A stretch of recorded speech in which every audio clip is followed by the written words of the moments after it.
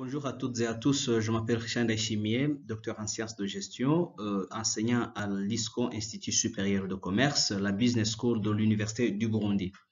Dans cette vidéo, je vais partager avec vous certains éléments en rapport avec la manière de pouvoir réussir sa présentation PowerPoint. Comme contenu, donc je vais vous partager des astuces pour pouvoir préparer un fichier PowerPoint, ensuite pour se préparer à sa présentation devant un public et enfin à présenter le contenu que vous aurez déjà préparé. Alors, bienvenue dans cette vidéo. Avant donc de pouvoir commencer, je commence pas de commencer la présentation. Je vais vous parler du fichier PowerPoint qui est, je dirais, le Microsoft Office PowerPoint et je vais partager avec vous le rôle essentiel de ce logiciel. Il s'agit alors d'un logiciel incontournable dans les présentations. C'est un logiciel qui sert pour faire des présentations quand on est dans une réunion, dans des colloques, quand on participe dans des conférences ou même quand on est en train de délivrer une formation ou bien enseigner. C'est un outil de base qu'il faut maîtriser, surtout quand vous voulez illustrer un travail, quand vous voulez présenter un travail que l'on a réalisé. Et donc, c'est un outil de base pour la présentation. Et la première fonction donc d'une présentation PowerPoint ou PPT, c'est de pouvoir diffuser des slides, des diapositives bien sûr, mais surtout d'aider le grand public, l'audience à laquelle vous vous adressez, à s'intéresser au sujet qui a été traité par vous-même, qui présentez, et de lui donner les moyens de suivre et enfin de comprendre le raisonnement et la logique de votre audience, de la conférence dans laquelle vous participez, dans la conférence ou de la réunion à laquelle vous assistez. Voilà de manière générale le rôle essentiel de ce logiciel PowerPoint qui sert essentiellement de présentation. Ça peut être des présentations des résultats d'une recherche, ça peut être des présentations d'une thématique donnée dans une réunion ou dans un colloque donné. Quels sont les préalables pour pouvoir faire une présentation PowerPoint? Il faut avoir des notions de base en informatique, donc des notions en rapport avec Microsoft Office PowerPoint. Il faut avoir certaines connaissances, des compétences en matière de localisation du fichier, où est-ce que le fichier se trouve. Il faut avoir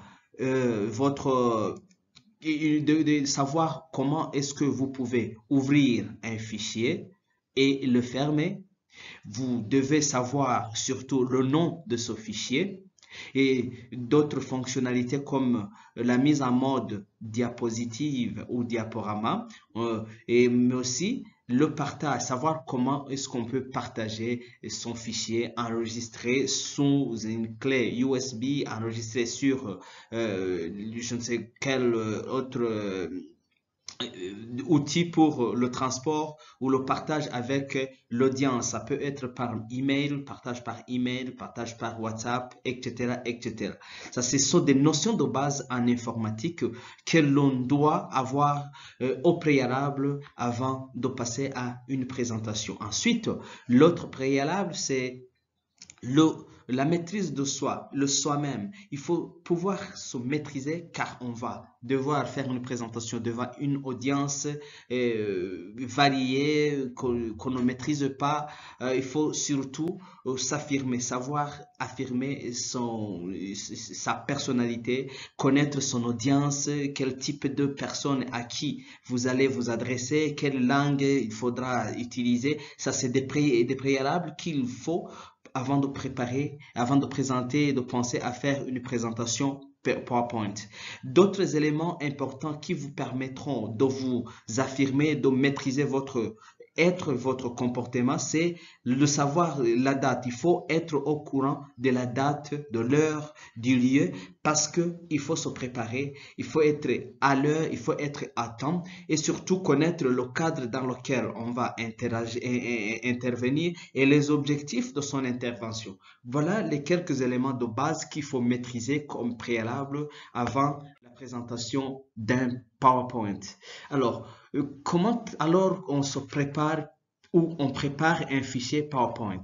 Il y a des éléments qu'il faut connaître pour pouvoir préparer un fichier PowerPoint. D'abord, il faut passer à la conception. Comment est-ce que vous allez concevoir les diapositives ou les slides en anglais? Il faut partir du texte qui va vous orienter, qui va créer une certaine logique. Donc, c'est bien de se baser sur le document de base pour pouvoir garder la logique de sa présentation. Ça, c'est très important dans la conception de vos slides. Ensuite, il faut suivre la règle de base qui est d'abord d'être précis, concis et impactant. Être précis parce que vous devez vous adresser à une audience qui attend de vous des informations sur une thématique donnée, sur les résultats donnés. Donc, la précision est très nécessaire et la concision. Et il s'agit de ne pas divaguer, ne pas aller dans tous les sens. Il faut être concis dans son discours et être impactant. Ça veut dire toucher sur l'objectif qu'on attend de vous. Voilà la règle de base. Il faut être précis, concis et impactant. Et cela va amener l'audience à vous écouter, à admirer votre présentation. Ça se fait dans la préparation. Ensuite, dans la préparation, il faut pouvoir épurer le contenu et le rendre agréable. C'est le contenu de vos diapos, de vos slides qui doit être orienté et avec des précisions. Et ces précisions doivent pouvoir rendre agréable votre présentation en termes de lecture. L'audience doit pouvoir lire les bullet points et pouvoir visualiser le design de votre présentation avec des couleurs et surtout ne mettez pas trop de couleurs parce que ça risque de ne pas avoir un impact voulu sur son audience. Il faut aussi utiliser des mots-clés. Des mots-clés, c'est très important quand on fait un fichier PowerPoint parce qu'il ne faut pas copier un texte du document. Nous avons dit qu'il faut partir du texte du document, donc de base, mais il faut choisir des mots-clés pour pouvoir faire une bonne présentation et surtout, on peut penser à des groupes de mots qui sont pertinents dans votre présentation et des illustrations qui sont adéquates et qui sont en cohérence avec les groupes de mots ou les mots clés que vous avez choisis. Enfin, dans la préparation, il faut utiliser soit des graphiques, soit des courbes, soit une autre forme d'infographie, à condition surtout que ces éléments, que ce soit des graphiques, des courbes ou autres infographies, soient adaptés à une lecture à distance. Parce que il faut savoir qu'une image vaut mieux que 1000 mots. Une image peut être plus illustrative que des mots. Donc, les images sont une synthèse, sont des informations synthétisées et qui peuvent donc valoir 1000 mots. Et une idée exprimée est une illustration de cette idée. Donc, à partir des graphiques, à partir d'une courbe, on peut expliquer ce qui illustre cette graphique, cette courbe et donc pouvoir parler, exprimer son idée. Voilà la préparation qu'il faut faire avant de commencer à faire le design de votre PowerPoint. Deuxièmement, comme élément de base pour pouvoir faire une bonne présentation PowerPoint, il faut se préparer à faire la présentation. Ça, c'est très important pour pouvoir vous assurer que vous êtes à l'aise, que vous connaissez le sujet, que c'est un thème qui vous est habitué, qu'on n'a pas peur de faire une présentation. Donc, il faut être sûr de soi, être à mesure de défendre une thématique donnée. Il faut ensuite organiser tout le matériel, rendre disponible, par exemple, son laptop à temps avec le chargeur, les câbles, etc., le rétroprojecteur.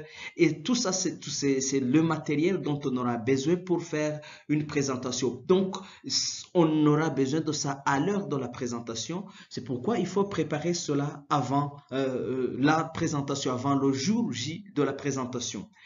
Il faut ensuite éviter de donner un simple exposé oral. C'est très important d'accompagner votre oral, votre exposé oral par des diapositives, par des slides. Et ces slides-là, on vient de le voir, peuvent contenir des images, peuvent contenir des graphiques, des courbes, etc., etc. Et donc, savoir rythmer son exposé oral avec les diapositives, ça c'est une préparation qu'il faut faire avant de penser à la présentation.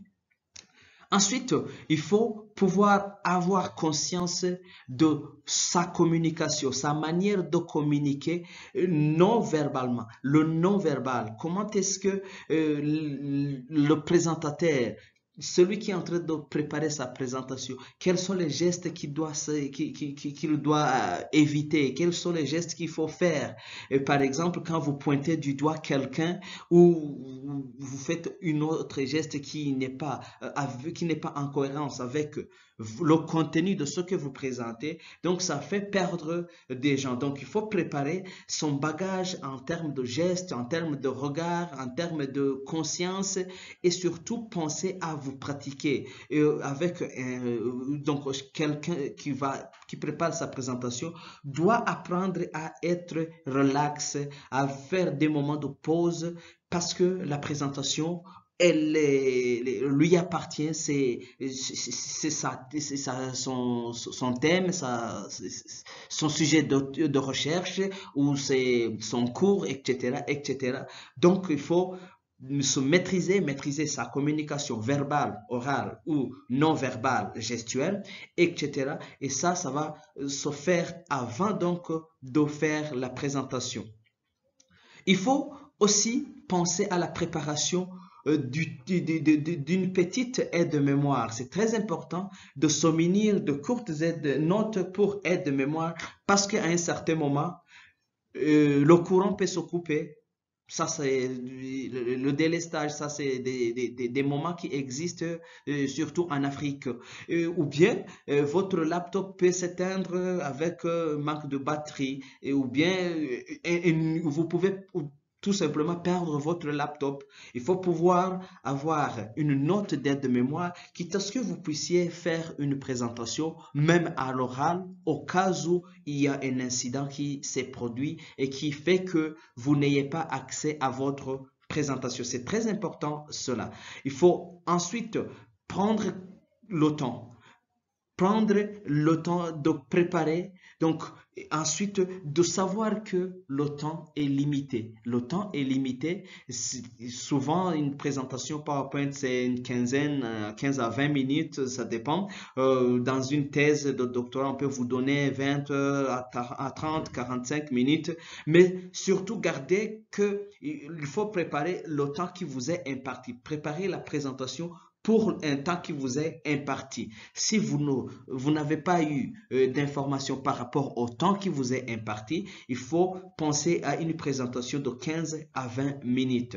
Et enfin, il faut tout rassembler, faire les slides, faire des jeux de mouvements, etc., etc., et rassembler tout le document et commencer à s'entraîner parce que la présentation, ce sera un déroulement. Vous allez dérouler, donc il faut pouvoir s'entraîner. C'est ce qu'on appelle la préparation à faire une présentation PowerPoint. Et enfin, le jour J, c'est le moment alors de faire la présentation du PowerPoint. Qu'est-ce qu'il faut faire pour cela?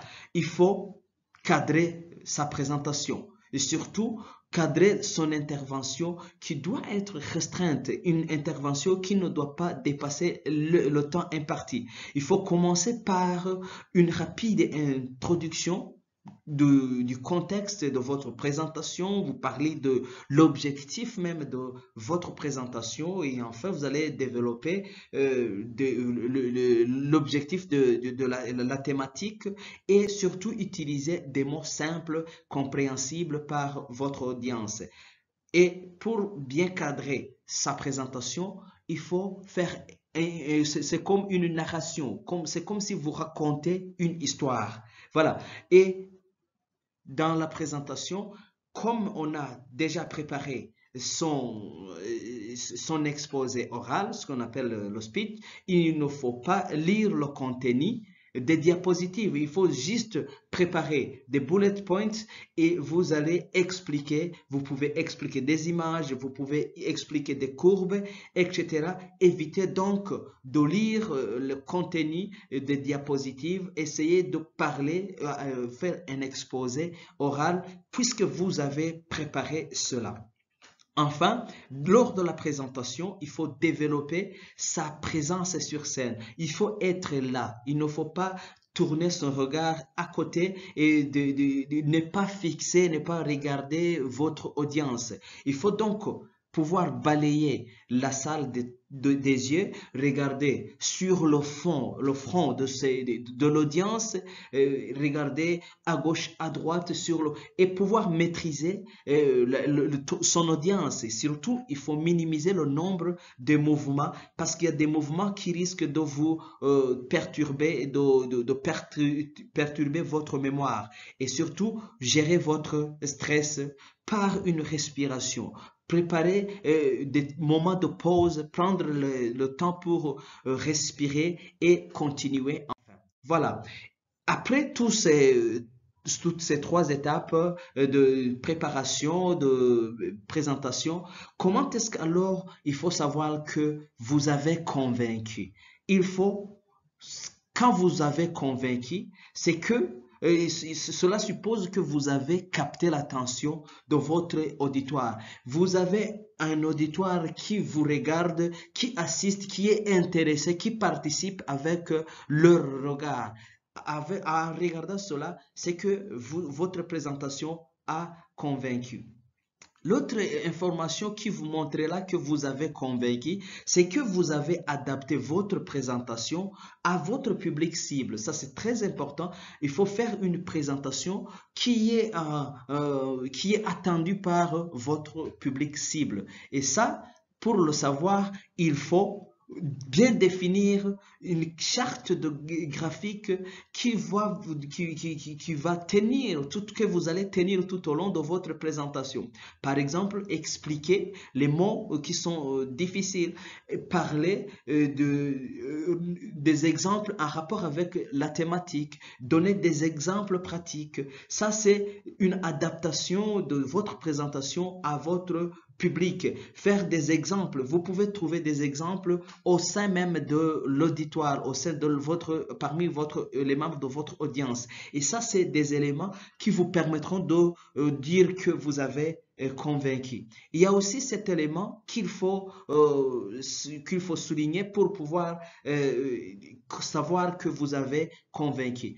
Est-ce que vous avez utilisé des textes courts? Parce que souvenez-vous, tout à l'heure, je disais, il faut préparer de courtes phrases et il ne faut pas copier tout le texte sur les diapositives. Il faut être précis, il faut être concis, mais également, il faut que vous mettiez des illustrations qui sont parlantes, des graphiques, des courbes qui sont expliquées au fur et à mesure que vous êtes en train de dérouler vos slides. Ça, c'est vraiment une attitude impactante qui va vous mettre à l'aise et vous allez considérer cela comme un élément de conviction de votre audience. Puis, il faut dynamiser votre présentation. Il faut penser à une présentation dynamique et redynamisée. Pensez à faire des mouvements, une cohérence entre ce que vous êtes en train de dire et ce que les gens, l'audience est en train de voir sur les slides. Il ne faut pas qu'il y ait des slides qui déroulent comme ça sans explication. Il faut que ce que vous expliquez puisse être visualisé sur les slides et quand c'est dynamique, c'est aussi un élément très important dans la présentation. Et qu'est-ce qui gêne alors l'audience? S'il vous plaît, c'est ce qu'il faut éviter. Il faut savoir que si vous le faites, vous gênez, vous n'êtes pas en train d'attirer l'attention de votre audience. Je n'ai pas testé le matériel à l'avance. Vous arrivez dans la salle de présentation, vous n'avez pas testé, ou il y a problème avec un câble de rétroprojection, ou bien la machine n'est pas adaptée, ou bien vous manquez un adaptateur, etc., etc. Ça, c'est quelque chose qui gêne votre audience parce que les gens attendent de vous que vous puissiez arriver à l'heure et que vous puissiez faire votre présentation pour votre temps imparti. Parce que si vous n'avez pas testé votre matériel et qu'il y a une panne quelque part, c'est que vous allez prendre beaucoup plus de temps et les gens restent impatients à vous entendre. Alors, l'autre élément qui gêne l'audience, c'est quand vous multipliez les diapositives. Il faut essayer de faire un minimum de diapositives parce que souvent, la règle, c'est que une diapositive, c'est une idée. Comme vous avez des idées différentes, il faut pouvoir caser chaque idée au niveau de chaque diapositive. Il ne faut pas qu'il y ait 3, 4, 5 diapositives qui expriment une même idée. Il faut pouvoir, quand bien même vous le faites, il faut pouvoir créer une certaine interconnexion entre les différentes slides ou les différentes diapositives. L'autre élément qui gêne votre audience, c'est quand vous rédigez ou bien vous avez rédigé des textes trop longs sur le slide. Les gens ont tendance à lire mot par mot et vous, le comble de malheur, c'est quand vous vous mettez à lire ce que vous avez mis dans vos slides et ça, c'est vraiment très embêtant pour l'audience. Il faut créer des bullet points et pouvoir expliquer oralement avec des illustrations et ça va ça c'est vraiment attractif pour votre audience. Sinon, si vous lisez mot à mot avec des textes trop longs sur les slides, cela gêne votre audience. L'autre élément qui gêne l'audience, c'est quoi? C'est quand vous abusez du temps. On vous donne 15 minutes, vous faites 30 minutes. Vous dites, excusez-moi, je vais prendre 2 minutes, 10 minutes supplémentaires. Quand on vous a donné 20 minutes, s'il vous plaît, respectez les 20 minutes et c'est ça le respect de votre audience. Sinon, l'audience est gênée. Il faut aussi pouvoir régler le son, la sonorisation, les animations surtout de vos diapositives, que ce ne soit pas des éléments qui viennent encombrer l'attraction de votre audience. L'autre élément qui gêne l'audience, c'est quand vous abusez des concepts. Vous utilisez par exemple des mots lourds qui ne sont pas expliqués. Cela gêne de votre audience. Ou bien vous utilisez des mots qui sont d'usage courant comme vous le savez, sans tarder. Vous dites sans tarder et puis vous tardez. Comme vous le savez et puis vous expliquez. Ça, c'est des concepts qui ne faut pas abuser, qui gênent votre audience. Ensuite, il y a l'autre élément qui gêne, qui n'est pas avec lequel l'audience n'est pas à l'aise, c'est quand vous vous contentez de lire les diapos. Ça, je l'ai dit à maintes reprises. L'autre élément, c'est quand vous tournez le dos à votre auditoire ou à votre audience. C'est mauvais, ça donne une mauvaise image quand vous êtes en train de faire une présentation et que vous lisez les diapositives au lieu de regarder l'audience à qui vous vous adressez. C'est important donc de tourner, de regarder l'audience. Il n'est pas interdit de jeter un coup d'œil sur les diapositives pour voir le bullet point, mais ne tardez pas, il faut un regard dynamique qui va sur le slide et qui va vers son audience et tout ça articulé avec des gestes et des mouvements des différentes slides. Et enfin, ce qui gêne l'audience, c'est quand vous utilisez des images, des illustrations ou bien des photos qui ne sont pas libres de droit. Vous avez copié des éléments, des images, des illustrations qui ne vous appartiennent pas et que vous n'avez pas cité, l'auteur, les auteurs. Et ça, ça gêne un peu l'audience, surtout dans le milieu académique, le milieu des chercheurs. Ça gêne de voir une illustration, une courbe, et que vous êtes en train d'expliquer et qui ne vous appartient pas. Prenez soin de mentionner la source.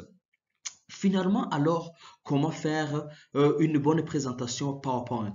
Il y a une règle dite de 3T. Ça, c'est une règle qui est très importante et qui peut résumer la manière de faire une présentation PowerPoint. Quand vous êtes en train de faire une présentation PowerPoint, pensez à toucher, to touch. Le premier T, c'est touch. Toucher. Toucher sur le tableau. Vous êtes en train de toucher sur le tableau. Vous êtes en train de montrer. Cela renforce votre confiance. Cela renforce la confiance de votre audience. C'est que vous êtes à l'aise avec votre présentation. Deuxième règle, deuxième était c'est to turn. Il faut tourner votre regard vers votre audience. Il ne faut pas vous tourner rester braqué sur les slides. Il faut vous tourner et ça n'empêche pas que vous regardiez vos slides, vos bullet points, mais il faut prendre beaucoup de temps en regardant son audience. Ça, c'est le deuxième T. Le troisième T, c'est de parler.